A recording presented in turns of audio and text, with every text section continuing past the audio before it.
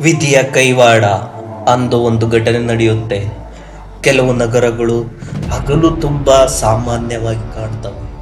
ಜನರು ಕೆಲ್ಸಕ್ಕೆ ಹೋಗ್ತಾರೆ, ಮಕ್ಕಳು ಶಾಲೆಗೆ ಹೋಗ್ತಾರೆ, ಜೀವನ ತನ್ನದೇ ರೀತಿ ಸಾಗ್ತಾ ಇರುತ್ತೆ. ಆದರೆ ಆ ಒಂದು ರಾತ್ರಿ ಅವರು ತಿರುಗಿ ಬಂದಾಗ ಕೆಲವು ನಗರಗಳು ತಮ್ಮ ಕತ್ತಲೆ ಮುಖವನ್ನ ತೋರಿಸ್ಬಿಟ್ಟಿರ್ತವೆ. ಇದು ವೆಸ್ಟ್ ಬೆಂಗಾಲ್ ರಾಜ್ಯದ ಹೌರಾ ನಗರದಲ್ಲಿ ನಡೆದಂತಹ ಒಂದು ಘಟನೆ. ಒಂದು ಮನೆ, ಒಂದು ವೃದ್ಧ ಮಹಿಳೆ, ಮತ್ತೆ ಒಂದು ಭಯಾನಕ ರಹಸ್ಯ. ಆಕೆಯ ಹೆಸರು ದುರ್ಗಾ ಮೊಂಡಾಲ್. ವಯಸ್ಸು ಸುಮಾರು 70 ವರ್ಷದ ವೃದ್ಧೆಯಾಗಿದ್ಲು. ಆಕೆಯ ಜೀವನ ತುಂಬ ಸರಳವಾಗಿ ನಡೀತಾ ಇತ್ತು. ಗಂಡ ಈಗಾಗಲೇ ಮೃತಪಟ್ಟಿದ್ದ. ಮಗ ದೂರದ ನಗರದಲ್ಲಿ ಕೆಲಸ ಮಾಡ್ತಾ ಇದ್ದ. ಮಗಳು ಮದುವೆ ಆಗಿದ್ಲು, ಬೇರೆ ಮನೆಗೆ ಹೋಗಿದ್ಲು.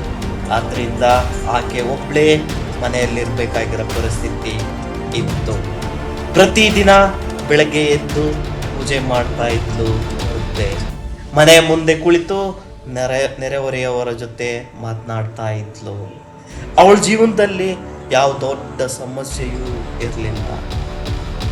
ಆದರೆ ಅವಳಿಗೆ ಗೊತ್ತಿರಲಿಲ್ಲ ಅವಳ ಜೀವನದ ಕೊನೆಯ ದಿನ ತುಂಬ ಭಯಾನಕರವಾಗಿರುತ್ತೆ ಅಂತ.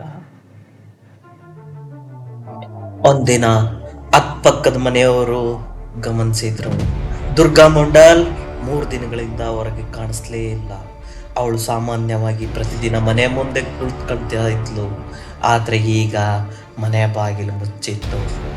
ಫೋನ್ ಮಾಡಿದ್ರು, ಅದಕ್ಕೆ ಉತ್ತರ ಇರಲಿಲ್ಲ.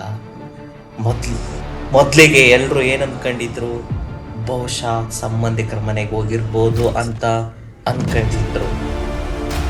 ಆದರೆ ಕೆಲವು ಗಂಟೆಗಳ ನಂತರ ಗೊತ್ತಾಗಿದ್ದೇನಪ್ಪ ಅಂದ್ರೆ, ಒಂದು ವಿಚಿತ್ರ ಸಂಗತಿ ಒಂದು ನಡೆದಿತ್ತು.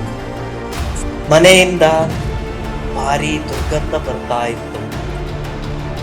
ನೆರೆಯವರು, ಅಕ್ಕಪಕ್ಕದ ಮನೆಯವರು ತಕ್ಷಣ ಪೊಲೀಸರಿಗೆ ಮಾಹಿತಿ ಕೊಟ್ಟರು. ಕೆಲವೇ ಸಮಯದಲ್ಲಿ ಕೋಲ್ಕತ್ತಾ ಪೊಲೀಸ್ ತಂಡ ಸ್ಥಳಕ್ಕೆ ಬಂದೇ ಬಿಟ್ಟಿದ್ರು. ಮನೆಯ ಬಾಗಿಲು ಹೊರಗಿನಿಂದ ಲಾಕ್ ಆಗಿತ್ತು. ಪೊಲೀಸರು ಬಾಗಿಲೊಡೆದು ಒಳಗೆ ಪ್ರವೇಶ ಮಾಡೇ ಬಿಟ್ರು. ಅವ್ರ ಒಳಗೆ ನೋಡಿದಾಗ ಅಲ್ಲಿ ಕಂಡ ದೃಶ್ಯ ಎಲ್ಲರನ್ನ ನಡುಗಿಸ್ಬಿಟ್ಟಿತ್ತು. ನೆಲದ ಮೇಲೆ ಬಿದ್ದಿದ್ದ ಒಂದು ದೇಹ, ಅದು ಯಾರ್ದಪ್ಪ ಅಂದ್ರೆ ದುರ್ಗಾ ಮೊಂಡಾಲ್. ಅದು ಸಾಮಾನ್ಯ ಸಾವು ಅಲ್ಲ. ಪೊಲೀಸರು ಗಮನಿಸಿದ ಕೆಲವು ಸಂಗತಿಗಳು ಯಾವುದಪ್ಪ ಅಂದ್ರೆ, ಮನೆಯೊಳಗೆ ಅಸ್ತವ್ಯಸ್ತ ಸ್ಥಿತಿಯಲ್ಲಿ ಬಿದ್ದಿದ್ಲು. ಕೆಲವು ವಸ್ತುಗಳು ಕಾಣೆಯಾಗಿದ್ವು. ಹೋರಾಟ ನಡೆದ ಗುರುತುಗಳು ಸಹ ಇದ್ವು. ಇದರಿಂದ ಒಂದು ವಿಷಯ ಸ್ಪಷ್ಟ ಆಯಿತು, ಇದು ಸಹಜ ಸಾವು ಅಲ್ಲ, ಇದು ಒಂದು ಕ್ರೂರವಾದ ಕೊಲೆಯಾಗಿತ್ತು. ಅಪರಾಧಿ ಮನೆಯೊಳಗೆ ಬಂದಿದ್ದ ಅವಳನ್ನ ಹಿಂಸೆ ಮಾಡಿ, ಚಿತ್ರ ಹಿಂಸೆ ಮಾಡಿ ಸಾಯಿಸಿದ್ದ. ನಂತರ ಅವಳನ್ನ ಕೊಲೆ ಮಾಡಿ ಮನೆಯ ಬಾಗಿಲು ಹೊರಗಿನಿಂದ ಲಾಕ್ ಮಾಡಿ ಅಲ್ಲಿಂದ ಪರಾರಿಯಾಗಿದ್ದ. ಇದೀಗ ದೊಡ್ಡ ಪ್ರಶ್ನೆ ಏನು ಗೊತ್ತಾ, ಅಪರಾಧಿ ಯಾರು? ಪೊಲೀಸರು ಮೂರು ಪ್ರಕಾರ ಪರಿಶೀಲನೆ ಮಾಡಿದ್ದಾರೆ. ಅವಳ ಬಳಿ ಇದ್ದಂತಹ ಬಂಗಾರದ ಆಭರಣಗಳು ಕಳ್ತನ ಮಾಡಿರೋದಕ್ಕೆ ಬಂದಿರ್ಬೋದಾ, ಇಲ್ಲ ಅಪರಾಧಿ ಅವಳಿಗೆ ಪರಿಚಿತ ಆಗಿರ್ಬೋದಾ? ಯಾಕಂದ್ರೆ ಮನೆಗೆ ಬಲವಂತ ಪ್ರವೇಶದ ಗುರುತು ಕಡಿಮೆ ಇತ್ತು. ಕೆಲವರು ಈ ಘಟನೆ ಮುಂಚಿತವಾಗಿ ಯೋಚನೆ ಮಾಡಿರುವ ಕ್ರೈಮ್ ಆಗಿರ್ಬೋದು ಅಂತ ಹೇಳ್ತಿದ್ದಾರೆ.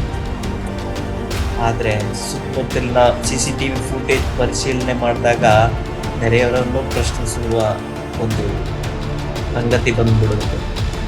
ಕುಟುಂಬ ಸದಸ್ಯರ ಹೇಳಿಕೆಗಳನ್ನ ಕೂಡ ಪರಿಶೀಲನೆ ಮಾಡಿದ್ದಾರೆ.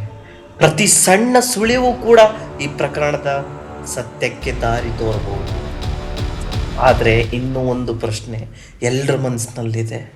ಒಂದು 70 ವರ್ಷದ ಮಹಿಳೆ ಇಷ್ಟು ಕ್ರೂರವಾಗಿ ಯಾಕೆ ಹಿಂಸೆ ಕೊಡಬೇಕಾಗಿತ್ತು? ಒಂದು ಮನೆ, ಒಂದು ವೃದ್ಧ ಮಹಿಳೆ, ಮತ್ತೆ ಒಂದು ರಹಸ್ಯ. ವೆಸ್ಟ್ ಬೆಂಗಾಲ್ ರಾಜ್ಯದ ಹೌರಾ ನಗರದಲ್ಲಿ ನಡೆದ ಈ ಘಟನೆ ಇನ್ನು ಹಲವಾರು ಪ್ರಶ್ನೆಗಳನ್ನ ಬಿಚ್ಚಿಡ್ತಾ ಇದೆ. ಅಪರಾಧಿ ಯಾರು? ದರೋಡೆಕೋರನ ಅಥವಾ ಪರಿಚಿತ ವ್ಯಕ್ತಿಯ ದ್ರೋಹನ? ಸತ್ಯ ಹೊರಬರುವ ತನಕ ಈ ಮನೆ, ಈ ಕತೆ, ಈ ರಹಸ್ಯ ಅವರ ನಗರದ ಕತ್ತಲೆಯೊಳಗೆ ಮರೆಮಾಚಿಕೊಂಡೇ ಇರುತ್ತೆ.